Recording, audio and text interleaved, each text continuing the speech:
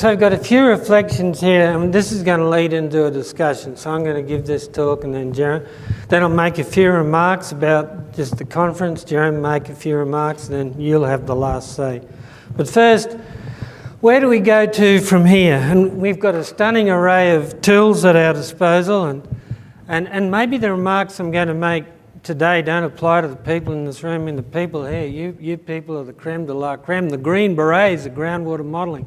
But there's a lot of atrocious stuff happening outside, and a lot of the stuff we're seeing now, our ability, it could be an excuse to do even more atrocious stuff. I mean, the limits of atrociousness has no limits, and our industry, I think, always sets new standards for atrociousness.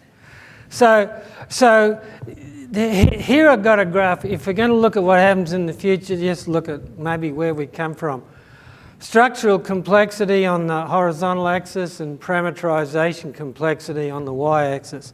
So back in the days before we had computers and simulators, we had, as someone said earlier, and as Charlie was talking about back on day one, we had people who could see through to a problem, and they had analytical equations and a heck of a lot of insight, and more than a passing knowledge of mathematics too, which never goes astray. And decisions had to be made, and they were made, and often they weren't made any worse than they're made now, but they were made with people with a lot of insight, using mathematics directed at the problem. And then along came simulators, and so we could have more structural complexity. And once we had models, we had model calibration. But we were told, keep those parameters to a minimum. Keep that problem well posed. If you don't, you're committing crimes against humanity. And then we got even more complexity. So now it's at the point where we can simulate things that, may be a little bit verging on unsimulatable, like groundwater surface water interaction. And we were still told, calibrate those models, but keep those parameters simple. We've got to have a well-posed inverse problem.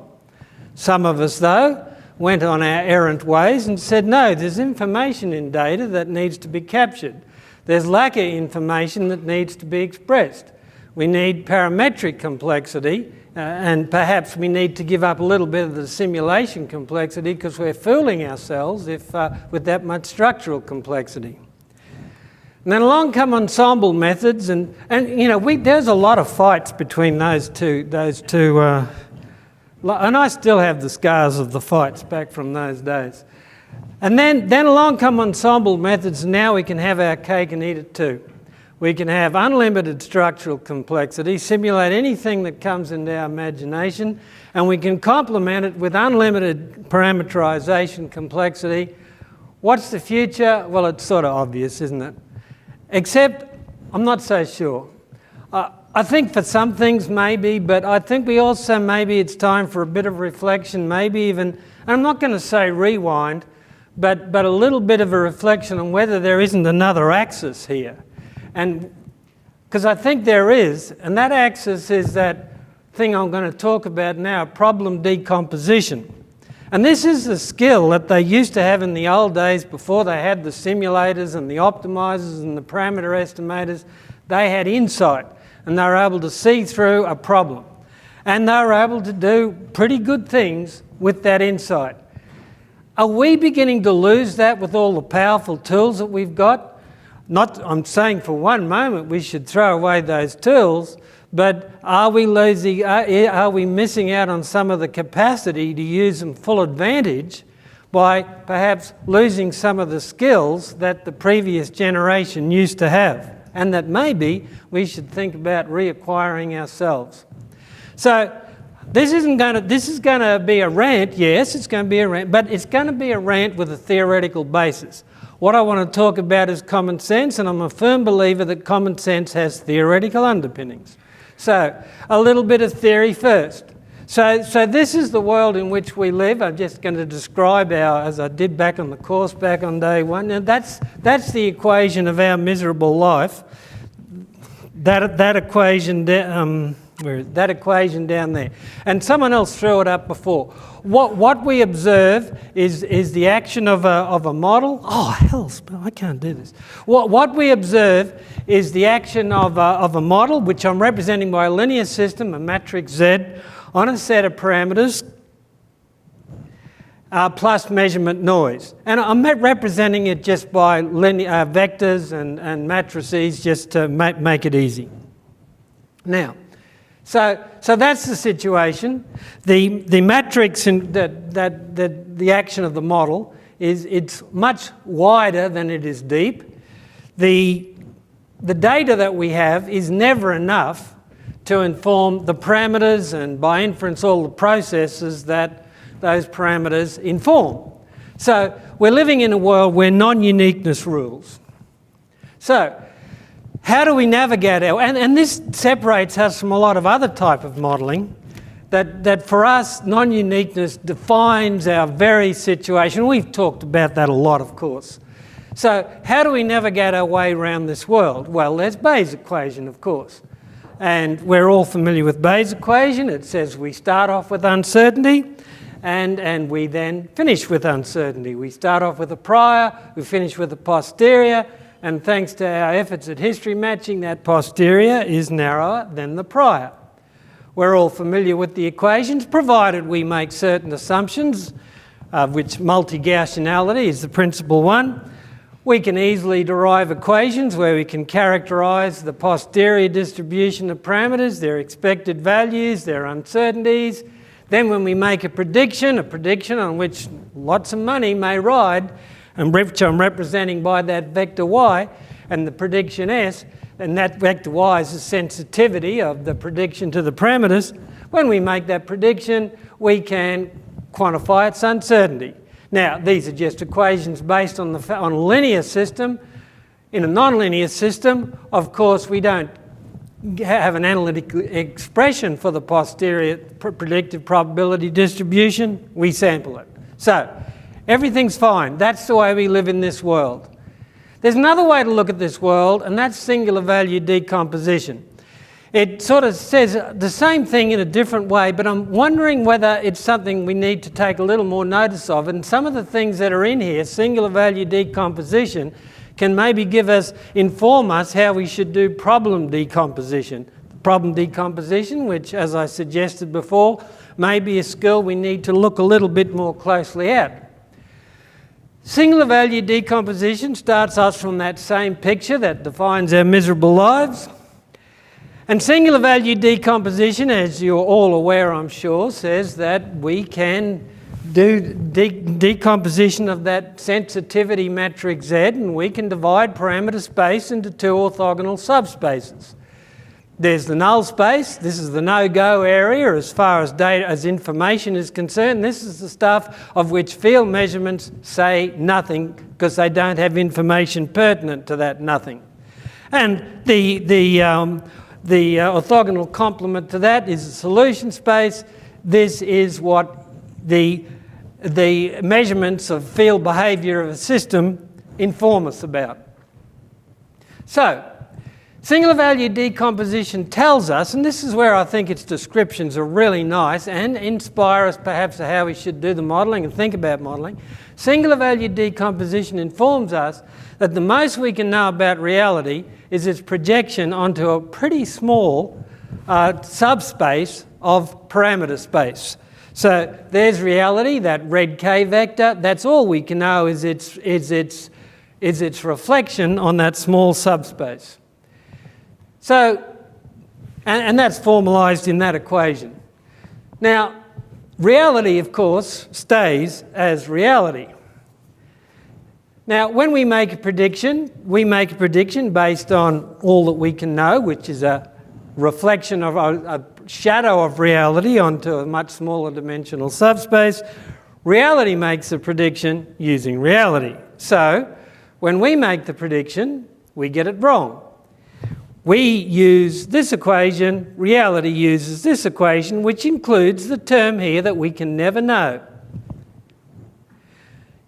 If we know, this is big if we know the prior probability distribution of reality, we can actually quantify how much we are wrong in making that prediction. There's two terms here, and that's the error variance of our prediction incurred by making a prediction on just what we can know. Now, the thing about singular value decomposition is that I think those two equations actually tell us something if we reflect upon them. The first thing they tell us is that really when it comes to making a prediction, presumably of management interest, there are only two terms. And both of those terms are scalars. So there's only two numbers we have to add together. And those two numbers, one of them is let me call it the machine learning term, and the other one is the lack of information term. So, and they're scalars because they're preceded by this vector y, which is the sensitivity of the prediction to the parameters. So what we're saying is once we start making things prediction specific, a whole lot of complexity can be dispensed with. Maybe that there's only two terms, as I say, both of them scalars. But if we were to take the spirit of those equations, we could go a little bit further. We could say those two equations are kind of our mission statement. Maybe they don't have to be calculated by the same computer, by the same model. Maybe this can be calculated using some machine learning algorithm. Maybe this can be calculated just with a engineering safety margin. Our mission statement is to, when we making a prediction of which a lot rests, is to combine these two terms, what can be learnt from the behaviour of the system and then some kind of indication of what can't be learnt but must be accommodated when we come to make a big decision. That's our mission statement. So, singular value decomposition goes a little bit further than that. It also tells, the point here, I'll just go back one slide. Our mission then is to calculate each of these terms, combine them, and keeping them orthogonal. And that's a key thing, because singular value decomposition also tells us what happens if we don't keep them orthogonal. So suppose I've got a three-parameter system, and suppose that I've got a one-dimensional null space. So there's little vectors v1, v2, which span the solution space. They're combinations of the original parameters. v3 is the null space. Now, if I've got a two-dimensional null space, I can use a simplified model to fit the data. That simplified model may not be aligned with the solution space. That doesn't mean I can't calibrate that model at all. It can be shown that I can get the correct projection onto the solution space of reality with a simplified model. But if simplification is improper, what I also get is a projection onto the null space, and that's bias. So if my model is inappropriate, if it's inappropriately simple while I'm trying to calculate those two terms, I do not keep them orthogonal. So the mission of singular value decomposition is to calculate these two scalars and keep them orthogonal. And if we can do that, then we're fulfilling the precepts of decision support. Okay, what then can induce non-orthogonal parameter decomposition? Well, obviously, if our model's too simple for the reasons I just said, a model can be so simple that it just can't make the predictions that we care about. A model can be complicated enough to fit the data, but parameters may have to adopt compensatory roles in doing so, therefore we incur bias. We all know that if a model's too simple, we incur bias. What's not as often appreciated is if a model's too complicated, we can incur bias. Now, we're all often told, you can't be really modelling unless the model is incredibly complicated.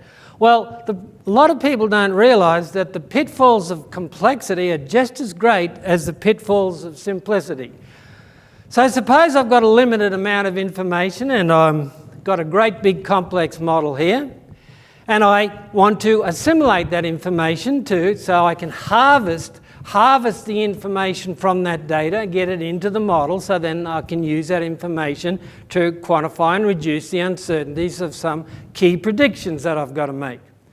Now, if a model's very complex, got a whole lot of structural complexity, so it looks like the real thing, so it looks like a figment of geological imagination, then There's one little unhappy fact here, that the more detail we have in that model, the less we know about the details of the details, and there's going to be errors in the model. The more we try to be realistic, the more we're wandering into fairyland, the more structural details, errors there will be. But it's even more subtle than that. When we try to assimilate that information, data assimilation is, where does that information go? So if, for example, the data indicates that there's hydraulic conductivity, that there's increased permeability somewhere here, do we put it into the first layer, the second, third, fourth, 25th layer, all of them in a straight line, connected, spread out? How do we distinguish between all those possibilities? Well, what tells us that is the prior probability density function of the parameters. That's kind of like a traffic cop. The role of the PDF is to direct the flow of information to where it should go, because that it's the traffic cop. Now, the paradox here is that the more detail we got in our model, the less possible it is to provide a prior probability distribution to that detail. We get up to a stage where we can sort of use some approximate prior probability distributions, knowing they refer to upscale parameters, so they're wrong and therefore they incur bias. But as soon as we get too complicated, it's not even mathematically anywhere near possible to provide a prior probability distribution that can be the traffic cop that directs the information to where it needs to go into that model. So it's a sure thing that use of a complex model for data assimilation will incur bias. There's a point in between. It's not too simple and it's not too complex, and building a complex model just because it looks like the real thing is a sure recipe for incurring predictive bias.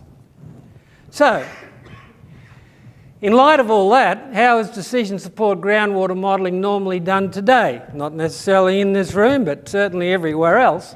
So normally the textbooks say we start off with a conceptual model. And this is where everyone who's got any opinion expresses it and says, this is what's happening in this part of the world. Now, this is not prediction specific yet, but often when we build a model, why? To simulate what happens under the ground. And prediction will come later. And that is a recipe for disaster. So, we build the model, and it's got to include everything that moves in there or someone will get offended. An academic who looks at our model and reviews it will rub his or her chin and say, no, that's not a good simulator because it doesn't include this, this and this. Or some hired gun consultant will say the same thing. The metrics by which this model is being judged is its ability to simulate what happens under the ground. The thing is, singular value decomposition doesn't tell us when it gives us our mission statement that we have to simulate what happens under the ground. It says we've got to calculate two terms, keep them orthogonal. That's what serves the decision support imperative. Simulating under the ground is A, impossible, and B, doesn't necessarily serve the decision support imperative. Everything has to be referred back to the metric that matters, not the elusive and impossible goal of simulating what happens under the ground. And then in normal everyday modelling, after this monstrosity has been constructed, we look at the data. Then we do the history matching, we calibrate. And that way the model gets its kind of license, to go out and do untold damage. And so then often as not, by this time the budget's running out, we drape a simplistic parameter field over that complex monstrosity, don't get a very good fit with the data, turn a vice into a virtue and say, if we did, we'd be overfitting. And then the data never gets to question the prior, and even if it did, you couldn't change the prior by this late stage in the modelling process anyway. So some uncertainty analysis is done, signed off, inverse problem solved, invoice problem solved, model out the door. Now go and make decisions based on that model at your peril. Now, I would ask, is that science? I don't think that's got much to do with science at all. Science is an attitude of quietness where we listen to data. This is a giant exercise in confirmation bias, and unfortunately this is the way that a lot of modelling is done in our industry. So, before we say, well, is there a better way to do this, just one more point about the decisions we make and the type of uncertainties that we're dealing with. So we like to think that if we apply Bayes' equation, we start off with a nice prior, and then we get a nice posterior, and all we've got to do is sample that posterior. Well, let's remember that normally when we make a decision, when we make that decision, what's basic decision making? If I do this, what can go wrong? Any decision, whether I do my shoelaces up or not, which have now become undone for some reason. But any decision, it's based on an assessment of what can go wrong. So it's the pessimistic end of the posterior that we're interested in. And I'd suggest that in the world that we live in, the pessimistic end of that posterior probability distribution is dirty and multimodal and messy and virtually impossible to characterise.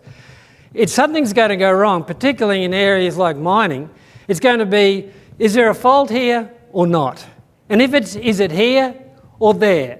Is it continuous or not? Is a buried alluvial channel here or not? Or is it over there? Does it link up with something else or not? This is all multimodal, and as such, it's to give these possibilities mathematical characterisation is again almost impossible.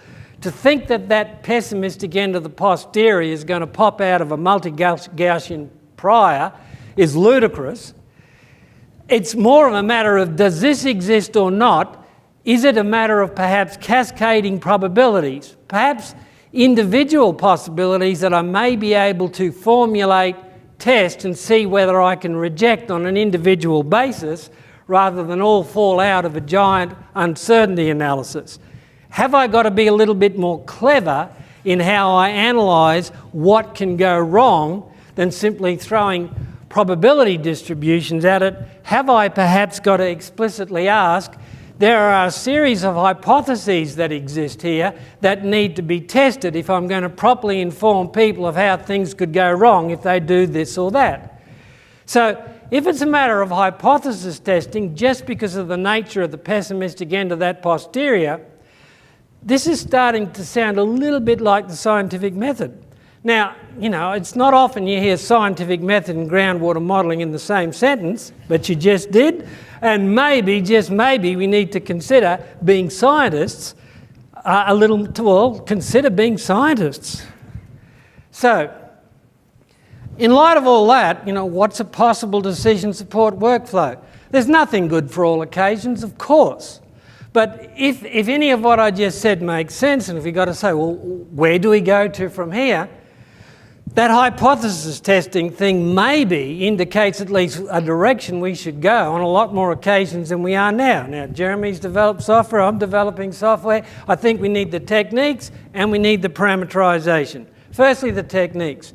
So perhaps then we start off by saying, okay, I'm going to build a model, probably structurally simple, parametrically complex. Anything you don't know, allow it to wiggle, but not so simple, not so structurally simple that the parameters have got to take on dreadfully surrogate roles, but they've got to be able to wiggle, or otherwise you can't assimilate information, you can't express lack of information. So there's going to be some bias by virtue of the fact that model's a bit simple. But if it was too complex, there'd be bias anyway. So the first stage of this whole process is, well, let's fit the data as well as we can. Let's challenge the prior. If we're scientists and we're not challenging our prior, we're not scientists. What are the subtle signs in that data that are telling me things I didn't know, I hadn't even thought of? Now, parameter patterns will emerge. Some of them may be ridiculous. They're signs of overfitting. There's a lot of learning has to go. There's a lot of learning has to go on in this initial stage. Once I've calibrated my model, decided that I can accommodate those parameter fields that emerge, learnt what I can from them, learnt what the prior probability distribution is, taking into account stuff I mightn't have known before, or perhaps the surrogate roles that some parameters may have to play in order to allow me to history match, extract information from data. Then I can go on to the next step, which is, now let me supplement the calibration data set with one extra observation. That bad thing that I don't want to happen, I'm going to observe that it happens. Now I recalibrate this model, And if the parameter field that now emerges from this dual calibration process, where I include the unwanted event as part of the calibration data set, if the parameter field, by the standards, by the metrics, which I've already found out in the first stage, are acceptable, and if I don't misfit the original calibration data set, I can't reject the hypothesis that bad thing is going to happen.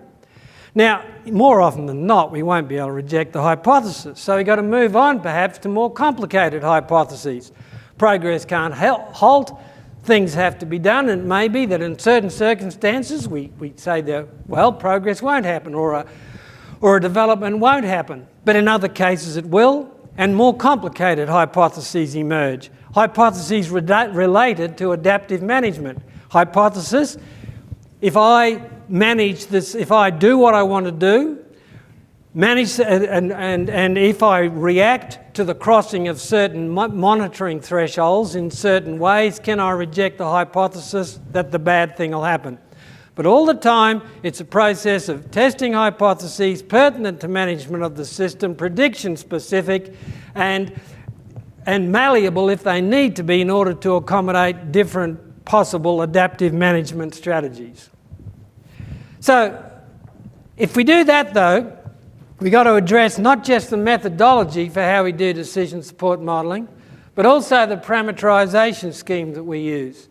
So at the moment in PL-PROC, which most of you know is a preprocessor that we put in front of the model that takes care of the parameterisation, I got these things called structural overlay parameters. I've been working a lot on them lately, and I've just put in something and I've just finished doing now. Now, if this picture looks a little bit like the pictures that Mike Gaboris showed back in the very first talk of this conference, it's not coincidental. This is a mine that I've just had a little bit to do with, but it does illustrate the sort of thing I'm working on and why I'm working on it. So we've got a tailings dam here, and there's some indications that there may be leakage from that dam. Little bit of data, it doesn't tell us much, but it doesn't suggest good things either. That data is precious. That data's got to be interpreted. My modelling has got to have the capacity to harvest information from that data, subtle though it is. So, and then I've got to ask the question, what's going to happen when I put a whole lot more stuff in that dam?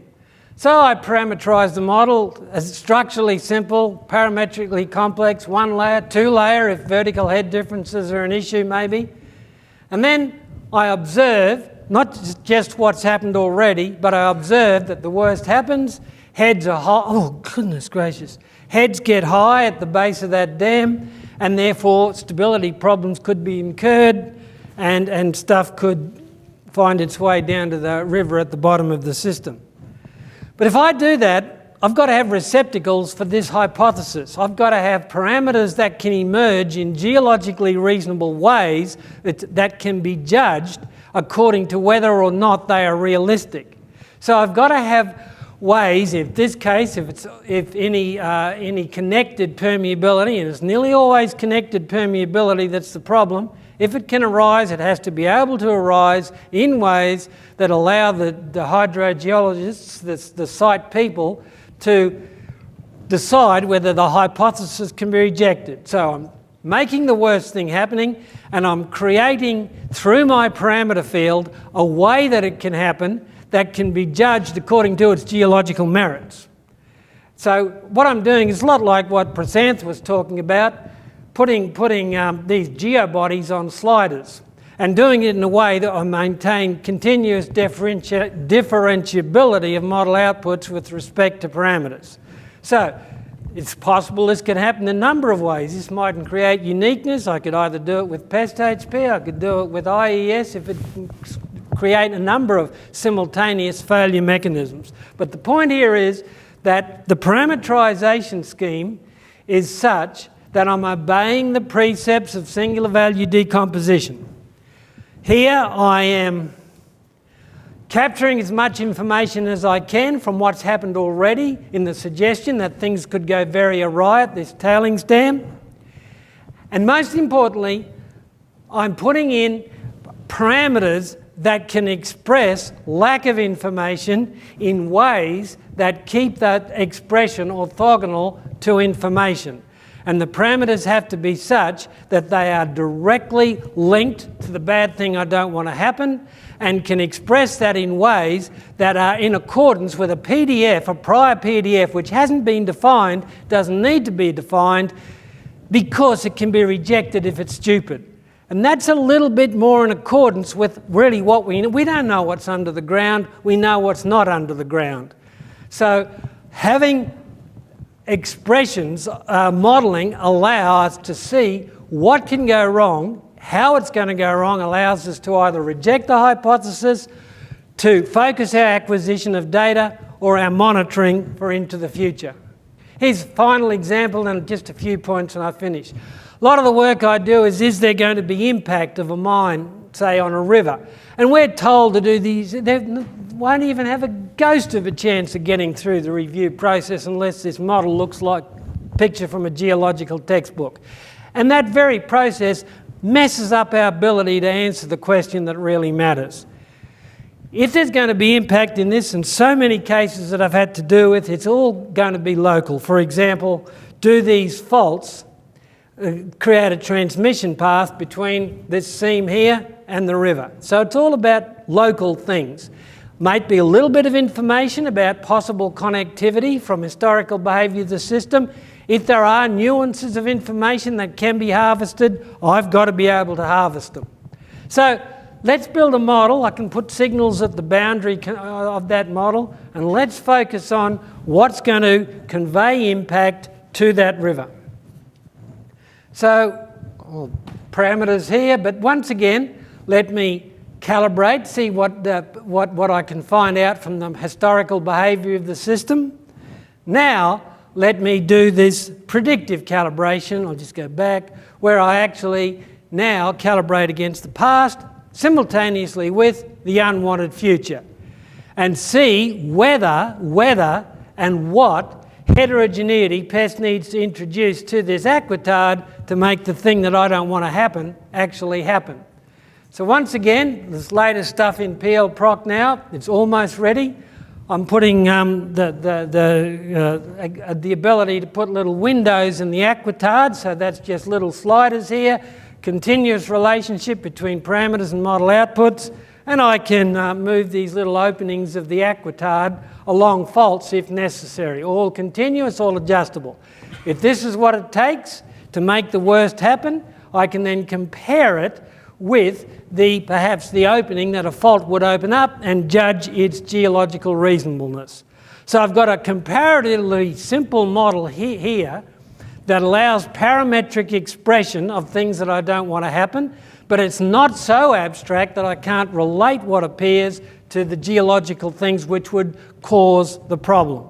So, decomposing the problem, how to tune the modelling process to implement the scientific method by testing individual prediction-relevant hypotheses. So in conclusion then, if we are going to take this road towards problem decomposition to try to regain the skills that the previous generations had, what are the principles here?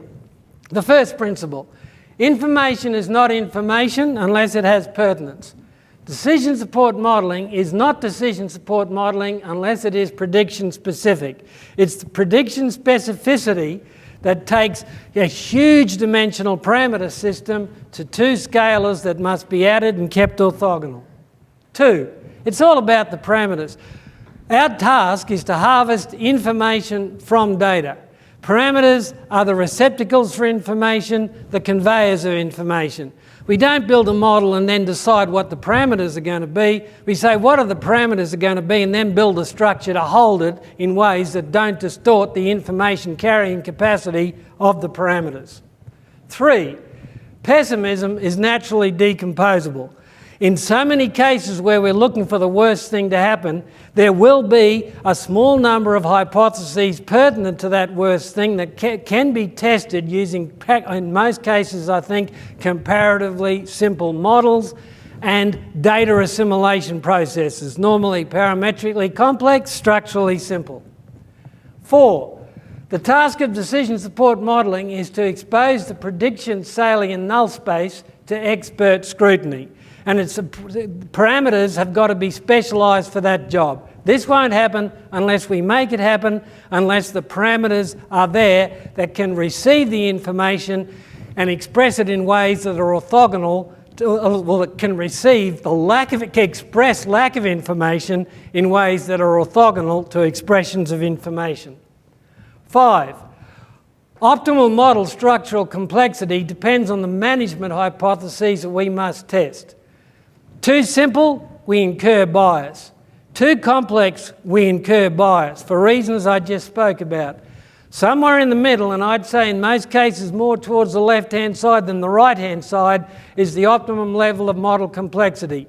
Yes, we're going to incur bias just by having the ability to assimilate information, to harvest information from data. And yes, we've got to increase our prior or do something to our prior, as Catherine pointed out, to make sure that the right answer is still within the uncertainty limits. But the problems that beset us in doing that are a lot more tractable and a lot more doable at this end of the spectrum than at that end of the spectrum. It can be done, it can be defined, it can be tested. Finally, we need to apply Bayes' equation backwards. We don't know what's under the ground, we only know what's not under the ground. We need to start from a problem and work backwards instead of starting from a fantasy and working forwards. As I said back on the day one with the courses, I think I might cast myself as a lapsed Bayesian these days.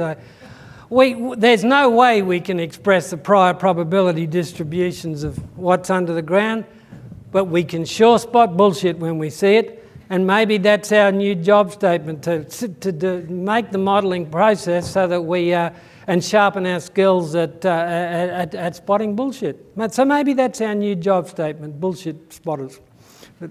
But anyway, that's the way, at least part of the way to part of the future as I see it. So.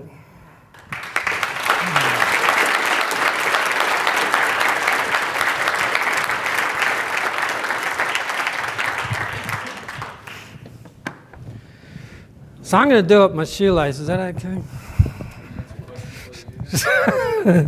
Or we can get on with the discussion, whatever.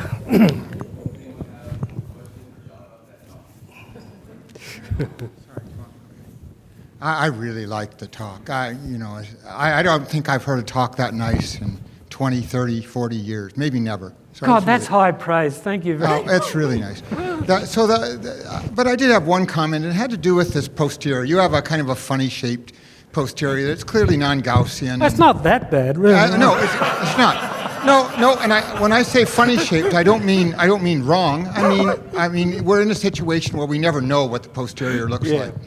And of course, it came from in this case, you showed a Gaussian prior. And so I'm assuming that came from some kind of highly nonlinear observation forward model. And that's the part that still, I'm not quite sure how some of the simplifying, I agree entirely about the detailed geofantasy, the realist, the goal, the striving for realism is going to get us into trouble. But I'm not sure that we still don't end up with something potentially multimodal, and I still don't know if it is. How do we sample from it? How do you do the data assimilation when you say you're going to assume a bad outcome and history match to that if this is multimodal? I'm a little bit stuck on how I would do that. Well, so am I. And that's why I said this is where we got to go. but I don't know the answers, but a suggestion, a tentative suggestion here.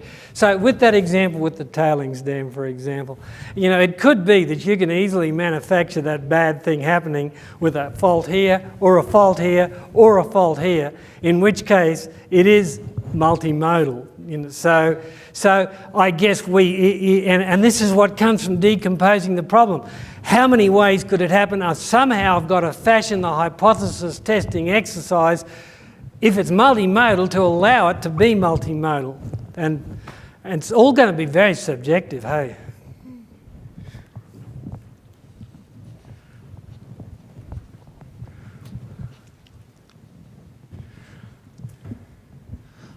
Thanks, John. I think my question is more just like a clarification on something you said with the decomposing the problem. And step number 2, where you said it's all Where's about the that question coming from? Oh, sorry, up yeah. It's coming from the vents. Yeah.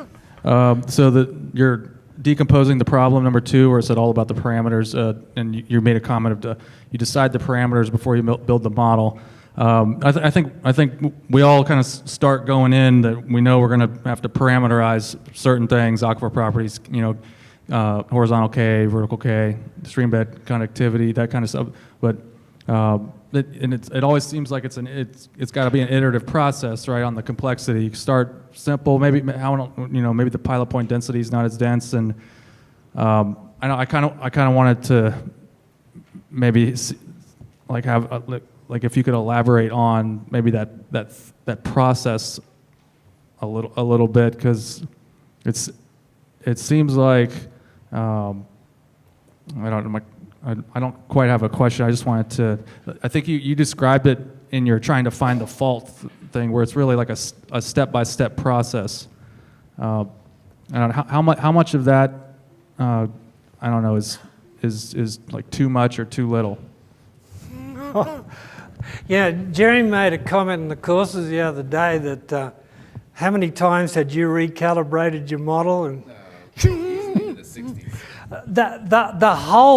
The whole history matching process is that learning process, and for the first 5, 6, 10 times, you say, well, there's, and this is, let's fit the hell out of the data and see what I learn.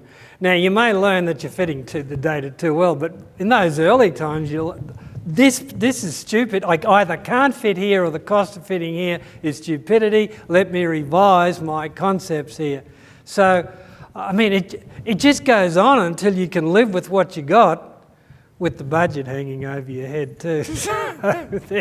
It's such a subjective, personal experience too, that this separation we have, here's the modeler, there's the model, that idea of the model as a deliverable, it's so wretched. Modelling is a verb undertaken by a person working under great duress, a person learning all the time, and that it's the process and the person that assists in the decision making.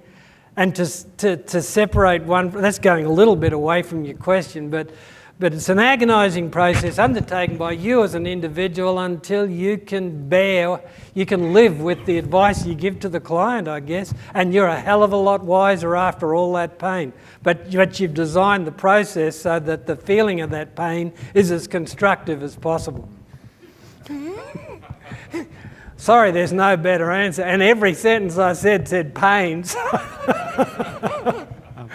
So, John, on the bad thing hypothesis, right?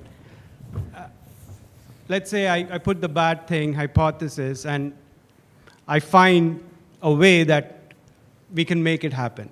That's good, that maybe there is something that can make it happen. Now, let's say instead of saying the bad thing, or maybe I want to say the bad thing does not happen.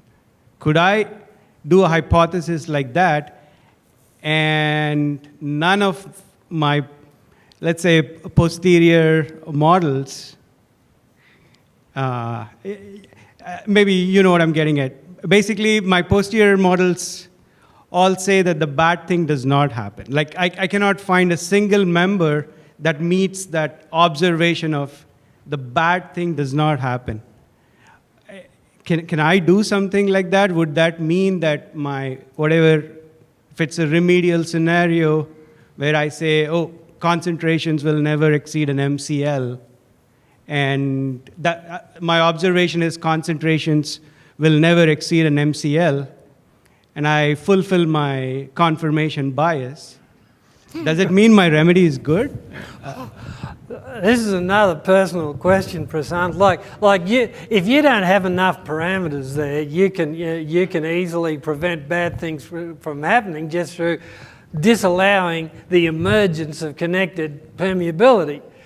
But if you do everything right and if according to your hypothesis test you can't make it happen and you've done what you think is reasonable, it's going to be subjective. There's no rules here. That's why you're the expert, you're the scientist, and you've just got to say, I've done everything I can, and I can say with reasonable certainty that the bad thing won't happen. And that's the best that's ever going to happen, and you stake your reputation on that. And what else can you do? All right, one more. So you've explained really well, what a workflow would look like when your hypothesis is very clear that you're trying to avoid a single bad outcome. Can you talk about what a potential workflow would look like if you're not trying to avoid a specific bad outcome? What if you're just trying to develop a water budget and understand the uncertainty of that? Oh yeah, like I'm not going to say this is every workflow. There'll be cases, especially when you're in data-rich environments. Like if you're doing something where you're working out what next year's water allocation is going to be for irrigators and stuff like that. This is much more, solution space dependent predictions. There'll be occasions where this is inappropriate, of course. In your case, all right, there mightn't be a clearly defined bad thing, but often the reason why they've employed us is because they're protecting something. So without knowing the specifics, I can't answer that, but I would, if I was doing any work, want to be as aware as possible about the concerns that are motivating people to pay a miserable person like me to do this modelling, and to accommodate those perhaps through having some kind of hypothesis testing built into the process if it was appropriate, or maybe there's occasions where it's not. All right, one last question from Trevor. So the picture, the diagram of everyone knows I like fantasy now, so let's just keep it going. The one where you say the conceptual model, then you put in the data right towards the end. Now, most of the people that I've worked with, that I've enjoyed working with through my career, really take that data right at the beginning before they even look at the conceptual model, and they do build really simple models. They use pumping tests. They're getting pumping tests. They're getting all these little things, and they're coming down that front end, kind of like what you're saying, until they get to a place. So are you just saying that it's easier to start from the other side, or is as long as you're taking those simple models to start with, do we still end up at the same place? Just a thought. Well, the thing about most of the people you work with, Trevor, is they're all pretty good. But again, there's no answer here, but except to say what you just described sounds pretty good to me without knowing too many details. Let's give John one more big round of applause.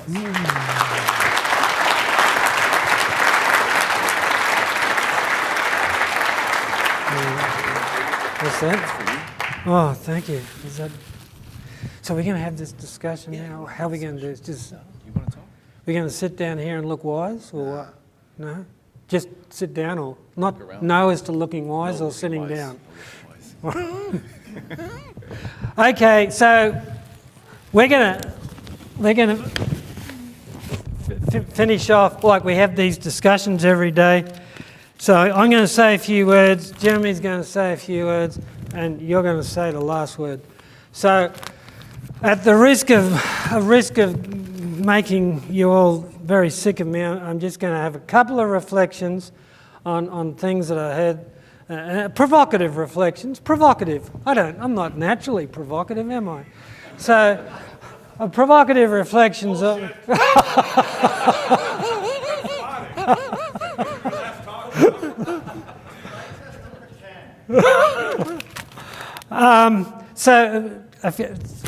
Four quick things. Firstly, we had a conversation when you were in Australia, and Jeremy said, I think people are starting to treat us with suspicion that, all these hairy plots, suddenly explosions of uncertainty, if modelling looked a little bit disempowering before, is it looking even more disempowering now when you've got all these hairy lines like a girl who hasn't combed her hair surrounding any prediction we're making?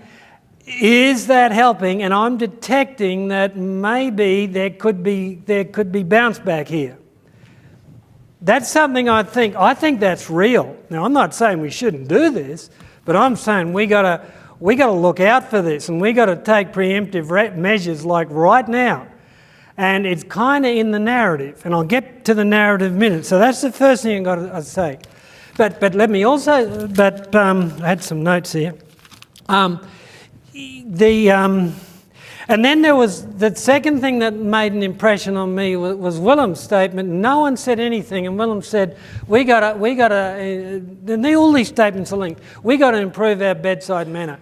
And everyone just was really quiet. And I don't know whether they disagreed with him or whether they all agreed and said, oh, how do we do that? And is implied in what he said, at least as I read it, there's a danger there that we are now the messengers of doom and gloom because of all these hairy plots. Now, I think all these hairy plots, I don't think that we're quantifying, even now we're not quantifying uncertainty very well. The world is not multi-Gaussian. Multi-Gaussian assumption is a very convenient way of getting a rank-deficient Jacobian which gives us a damn good fit. The uncertainties that we get are not the right uncertainties, but they are certainly indicative of where we can reduce uncertainty and where the uncertainty stays high.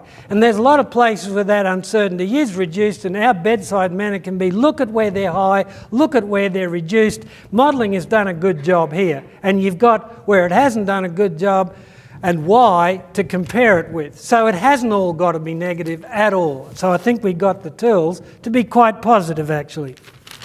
Number 3, Sean was with us back on, how long ago was that? Weeks ago, last Tuesday, was it? Sean the lawyer, remember? And I found that really disconcerting because my natural proclivity is to have a profound distaste of lawyers, but he was such a nice bloke that I was really unnerved, and I just didn't know what to say or do. But there was a couple of things that I noted. Firstly, he did say that uncertainty is apparent when you've got two very different models, as though uncertainty were an aberration, as though it's an outcome of a combative court system, as though it's not the very fabric of what we do. And who's responsible for people like him thinking that uncertainty is a what's the word? Accept the exception rather than the norm. So is it up to us to kind of try to create a culture where people like him tell anyone who comes to the court, with the nuclear weapon, with the model, I need you to quantify all the uncertainty with this model and to prove to me and the jury that those uncertainty limits are as broad as they can be. So the whole process rests on uncertainty rather than considering it an aberration. There's something really wrong here. So, and the idea is that here we are as scientists being employed to be part of this combative system that somehow out of a fight will emerge peace. Which brings a quote to mind back from the days of my youth and the Vietnam War protests that fighting for peace is like fucking for chastity. It just doesn't happen.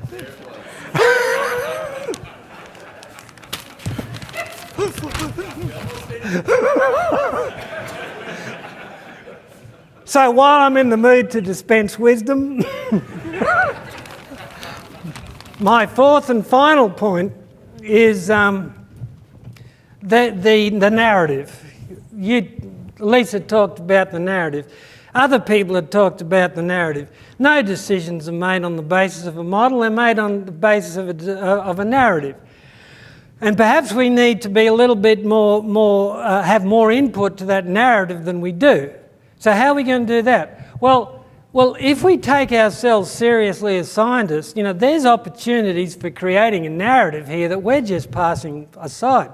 So what is a scientist? Whether it's in the courtroom or, there's people with problems, and modelling is very personal. We're testing hypotheses that are going to cost people a lot of money or cost people a lot of pain in other ways. Modelling is a very personal activity.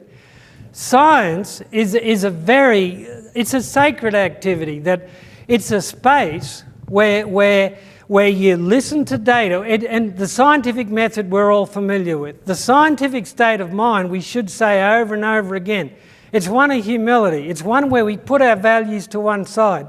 It's a place of collegiality. It's a place of silence where we do nothing else but listen to the data.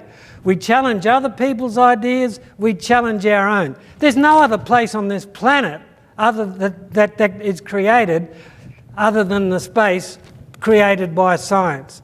And we've got to treasure that, and we've got to create that, and we've got to make sure that that's the narrative that we bring to places where there's disputation. We have the technology. Our challenge is to be the narrative, that creators of those sacred places, and there is no other place. We have to be the narrative. So.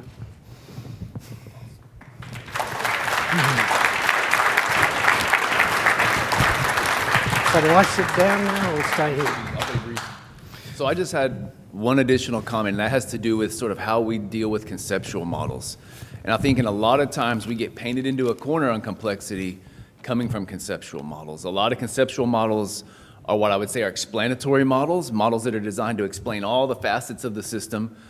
But does anybody know how to make a predictive conceptual model, one that's designed to answer predictive questions from the beginning? And can somebody make multiple predictive conceptual models for a single site that maybe start to get towards these categorical uncertainties that everybody keeps asking about that we can't really capture with parameterization? And so I don't know if anybody's good at that. I can't make even a basic conceptual model, but if anybody has an inkling of how you would form a predictive conceptual model rather than an explanatory conceptual model, I would like to have that discussion as well.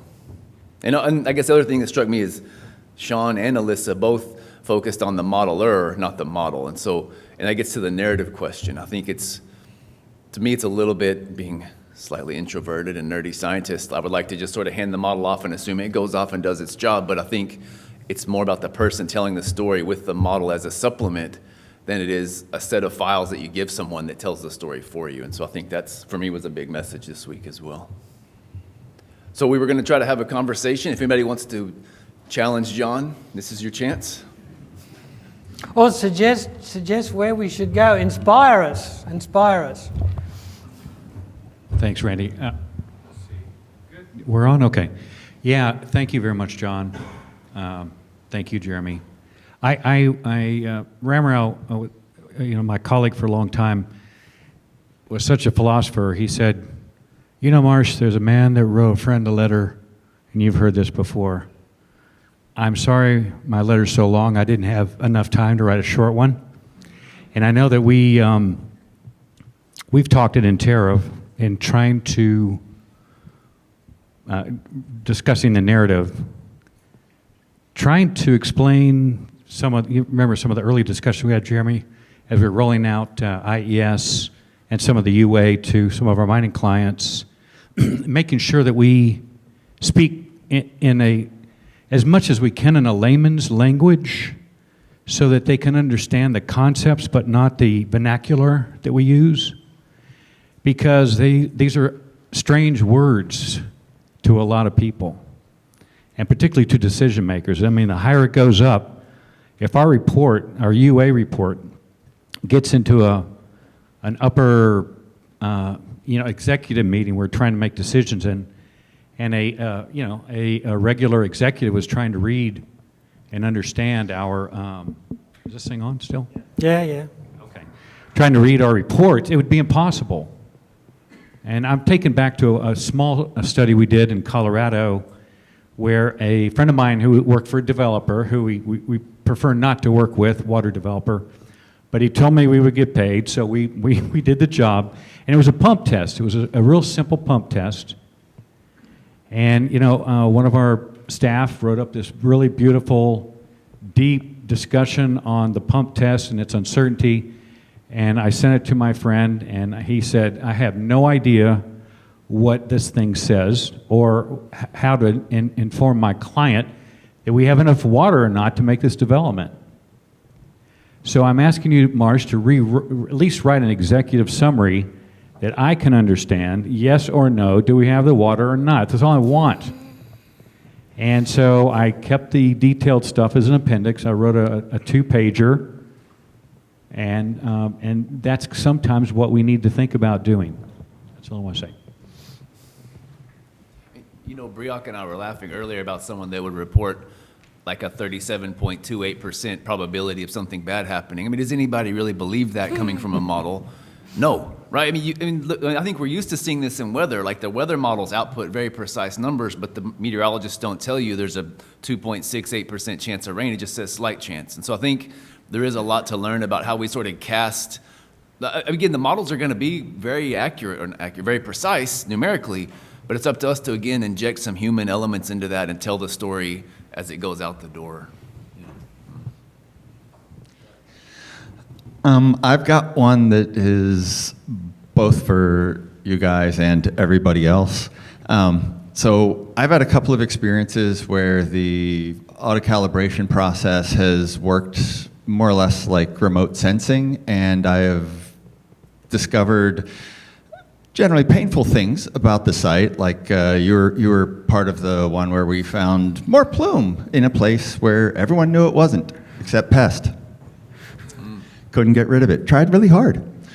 There was plume. In another case, I found an abandoned, like properly abandoned agricultural well that controlled everything at my site because it was leaking half a GPM to 5 GPM, and it's under someone's living room and I can't ever prove it. It's expensive to be in that situation, and I feel stupid and incompetent for an extremely long time and have to tell other people that too. Please help me figure out when I'm in that. How do I know when there's an unknown that is going to defeat me completely, and unless I put the thing in that should be there, I will never succeed? I'll sit down for my answer. But you did it, Mike, didn't you? Yeah. I may have slain a I think I slew a project manager on the agricultural well one. The first 100% of the budget went to not being able to get there. And then a 1996 faxed map had a dot within 200 feet of my pilot point that was anomalous. Yeah, so yeah, I don't know. It hurts, and I don't know how to get out of it and figure it out. And yeah, basically the second calibration was still difficult because the situation was still difficult, but now, you know, in computation time. But yeah, I would feel really nice if I knew, like, okay, I am just screwed and I can't get anywhere with this, and I get to save, like, you know, 2 months of fighting to figure that out, or, you know, 6 or a year, whatever. I've done them all. Yeah, I listened to a few shows on I shouldn't do this before I fly, but, you know, like air crash investigations. But there's another set on YouTube I would. But one of the most common causes, you know, when things start to go wrong in the cabin, it's confirmation bias. Is that when people think they know what's happening and they don't adopt a mindset where they entertain the fact that things are very different from what they think is happening. Now, we have much longer to think about it, but I don't think our behaviour is much better. But again, it's us showing the example of the scientific mindset. And we do often, well, we've got a hell of a lot more time than maybe the 1 or 2 minutes that pilots have to discover a problem. So, but it's a problem everywhere. Thank you. Thanks so much, John and Jeremy. This whole event has been incredibly illuminating. Regarding different conceptual models and also some of the questions John posed about sort of a difficult problem, I think For me, what Alyssa presented yesterday is really powerful, and Neptune does a lot of structured decision making. And I think we often think about how getting stakeholders to the table makes a big difference, and it can elucidate what is the hypothesis we want to test, and what are people's shared values and what are their fears, and maybe that's the bad thing that we can test. So it can help bring out those conceptual models, and it's sort of almost better to do that before you're building a conceptual hydrogeological model of a site to bring people to the table, because then those hypotheses are informing the model that you build.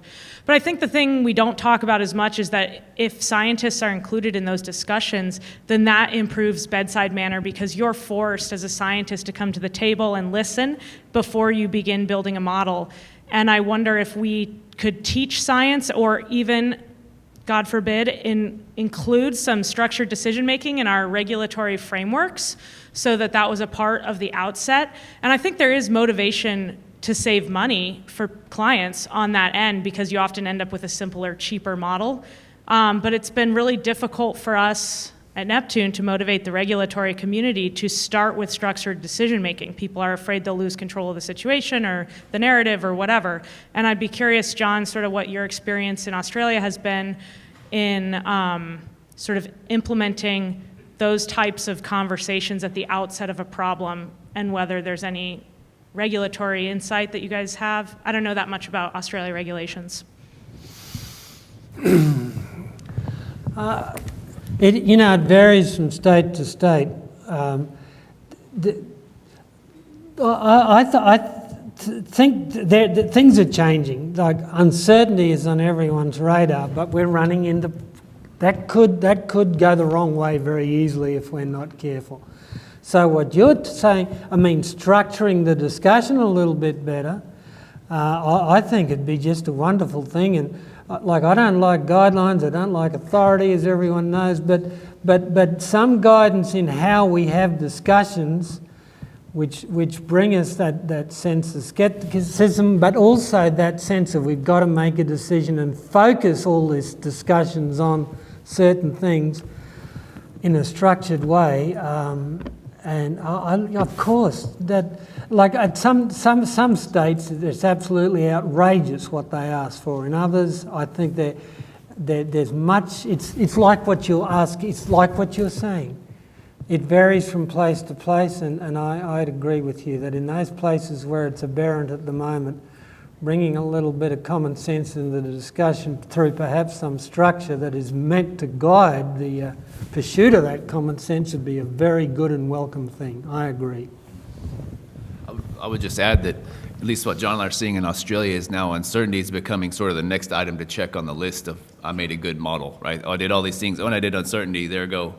This model is now ready to go out the door. And I don't think anything could be further from the truth. And so that's what John and I are trying to get ahead of, this sort of evolving narrative that suddenly, as long as you do uncertainty analysis, it corrects for all the problems you've ever had with your model. And so, which we all laugh, but not everyone was laughing about this at a recent conference in Australia. So Mike had somebody back there. Yep. Not to maybe take a left turn, but since ChatGPT has come up so much in this conference, and we're seconds away from singularity, I wanted to ask both of you guys. I saw a talk a couple years ago by a famous machine learning hydrologist who I won't name, who basically at the end of the talk was basically like, we're all going to be out of a job in a couple years because Google is going to, forecast flooding, and machine learning is just going to be able to outcompete us. And I think you said recently, Jeremy, too, that we just have to go faster and faster because that's what's needed. So I'm just curious, in terms of what's next. There's, in my mind, an elephant in the room of that nobody's really talking that much about, process-based machine learning, physics-based machine learning, and do we need to, join that crew, or do we need to, justify our jobs and our existence as, groundwater modelers in sort of a traditional sense?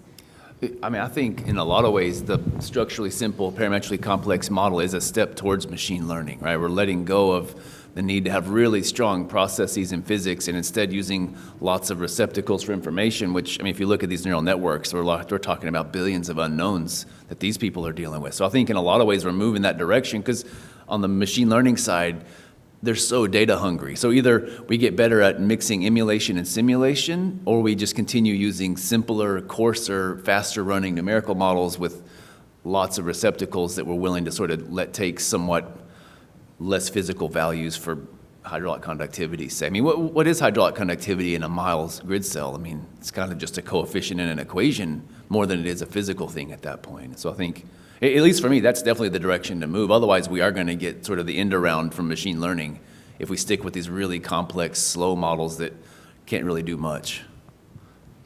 That's my opinion anyway. John, do you have a better opinion? No.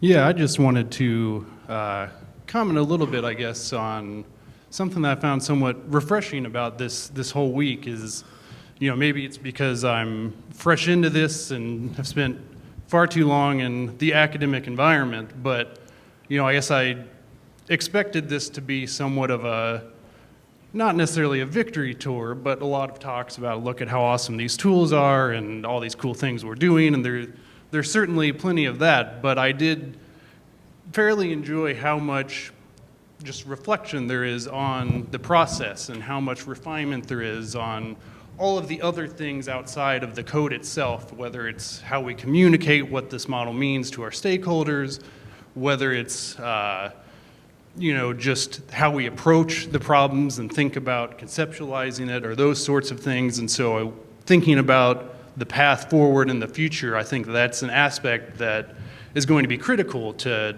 continually build this in the right direction and making it more applicable to a wider audience and getting more people involved with this. Thank you very much for saying that, because like when we planned this thing, it was going to be a lot more than we hoped, than just showing off the technology or hearing other people's use of it. That philosophical, reflective aspect, well, that's real important to me, as you can see, and it's important to Jeremy, and that was meant to be part of it, and I'm glad that you picked that up, and I'm glad you appreciate it. Thank you. And I think if we have another PEST conference, we should have a required slide in every presentation of like things that went wrong, right? Because it's so many conferences and papers, you tell the story about how great it was, and yet, I mean, I'm running these things 60, 70 times and fixing stupid mistakes every time, and you never hear about that. So I think it would be awesome to have more honest, at least in this, we can send people that pay for us out of the room, and we can just talk honestly about how hard this stuff is, right? I mean, it's not easy. Thanks to Jeremy and Marsh and John. Is this on? There we go. Okay, there we go. Thanks to John and Marsh and Jeremy for having me. A couple of things, and I've been very welcome, so I appreciate that, because I felt like my talk was a little a fish out of water, but I've gotten some good feedback. On to the comment about structured decision making. So in the talk I gave, I talk about how we do it explicitly, but I'll be honest with you, on half of our projects, we do stealth SDM. So we're doing it, but we never tell the client. And one of the reasons we don't is because of exactly what you said. They're like, structured decision making sounds like I'm gonna lose control, and you're going to make the decision for me. And actually, John said something similar. He goes, how do people feel when you walk in here and then you're just telling them what to do? And I'm like, I'm not, actually. I'm letting them dictate the process. I'm just an unbiased facilitator of a process. And that's very important point. Like, as a scientist, we're unbiased facilitators of a process. And so I think there are ways that can be done. I also think through these conversations that have been had here, and people talking about the narrative, and maybe people gonna think I'm a little bit whatever, a little crazy, but like, I came out of this world. I worked with everybody here. Chris Langevin, who spoke today, I shared an office wall with him for over 10 years, right? Like, he raised me to some degree. I'm the godmother of one of his kids, right? I was like totally in the world of nerds. And the one thing, though, that the USGS did, and some of us have benefited from this, is they sent me to a lot of leadership training. And then that leadership training, and then also,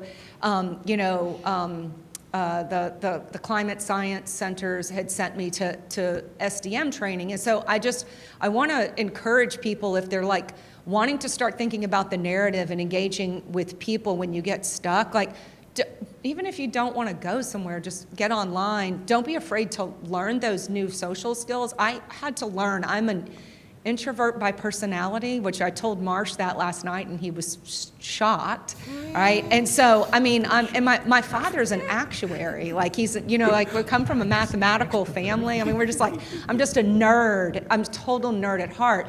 But what pushed me into doing something else is I really wanted to increase the impact of what the kind of work we do here, right? And I think all of you want to increase your impact, but I just, you know, encourage people to kind of like be willing to learn and think outside of the box and challenge ourselves. And, you know, somebody said something very nice to me yesterday, and they said, oh, wow, you just must give talks all the time. I don't. I work really hard. I get nervous every single time I have to get up in front of people. It's really, really hard for me.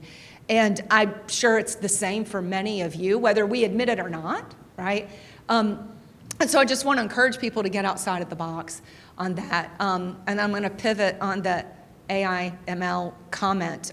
So we have an AI ML group at the Institute, and they actually came out of our applied geosciences. So you know, our head person is a geoscientist who worked for Shell, and then MathWorks, and came for us because we see the shift, right, of things that are changing in the world of modeling and data. But one of the things that I love, his name is Nick Howe, he's super brilliant, was he's like, always start simple, simple, simple, simple, and then build complexity over time. But I do think, and we had Jeremy do a lunch and learn, I don't know, 6 months ago. I also told Marsh this last night. He got off and they were like, we need to hire that guy to help us in our AIML, which we did not. And Marsh said, thank you very much. But that I did not try to pirate Jeremy over. But my point in that is, also, even though like that's happening, this group, all of you here, are primed to be the same people to move into that space. I don't think it's losing it.